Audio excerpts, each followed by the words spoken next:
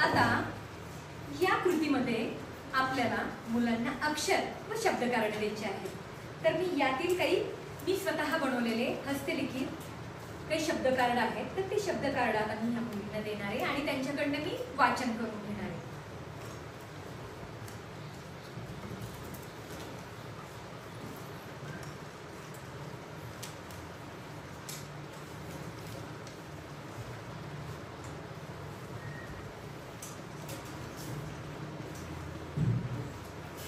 चला, प्रत्येकीने आपापला शब्द वाचून दाखवा.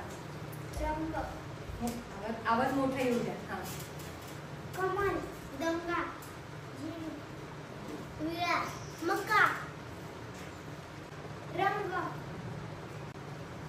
कमल, उंच, कुंकू, विळा, मक्का. छान. कमल, दंगा, झेंडू, विळा, मका. छान, अगदी बरोबर.